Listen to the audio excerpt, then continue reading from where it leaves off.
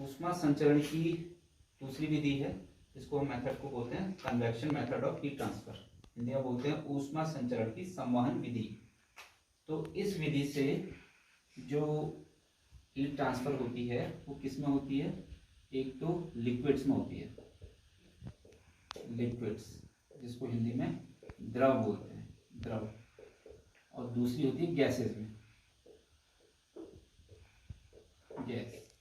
तो जितने भी लिक्विड और गैसेस गर्म होती हैं वो कन्वेक्शन मेथड से या फिर संवहन विधि से गर्म होती हैं। अब हम एक एक्सपेरिमेंट के माध्यम से समझेंगे कि किस तरह से लिक्विड यानी कि कोई द्रव जैसे पानी गर्म होता है। तो एक एक्सपेरिमेंट देखते हैं। तो हमने पोटेशियम परमैंगनेट लिया है और एक बीकर में हमने पानी लिया, वाटर, ठीक हो गया। अब हम क्या करेंगे, पोटेशियम परमैंगनेट के जो क्रिस्टल हैं उसको इसमें डालेंगे और फिर देखेंगे गर्म करने पर वो क्रिस्टल किस तरह से चलते हैं। जैसे वो क्रिस्टल चल रहे होंगे तो इसका मतलब जो पानी के जो एटम्स हैं, कण हैं या मॉलिक्यूल्स हैं, वो भी उसी तरह से चल रहे होंगे। अब हम ये पोटेशियम परमैंगनेट के क्रिस्टल्स हैं, इसको हम इसमें डालते हैं बीकर में। अब आप देखो, थोड़ा सा पास लेके आना। आप देखोगे नीचे से, ध्यान से देखो, पानी ऊपर को मूव कर रहा है। जो क्रिस्टल का कलर है देखो ध्यान से, नीचे से ऊपर को आ रहा है, देखो। तो ये संवहन है। इसमें हर इसका जो कण है, पानी के मॉलिक्यूल्स होते हैं, तो वो नीचे से गर्मी ले रहा है ऊष्मा स्रोत से और फिर ऊपर बढ़ जा रहा। तो ऊपर से जो ठंडा पार्टिकल है वो नीचे आ रहा। तुम दूसरी तरफ से देखोगे नीचे को भी आएगा पार्टिकल। देखो ये वाला नीचे आ रहे हैं, ऐसे गोल गोल चक्कर जैसा लग रहा है। ये नीचे आए, फिर यहाँ से ऊपर को देखो, लगातार पास करो। यहाँ पर अगर वो हो रहा है तो यहाँ से ऊपर जा रहे हैं और उस तरफ से नीचे आ रहे हैं।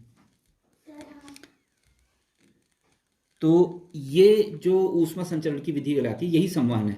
इसमें क्या हो रहा है, बार बार जो नीचे का पार्टिकल जो गर्म हो रहा है ऊपर चले जा रहा अपनी हीट लेकर, और ठंडा पार्टिकल नीचे आ जा रहा, फिर वो गर्म हो रहा है वो ऊपर जा रहा।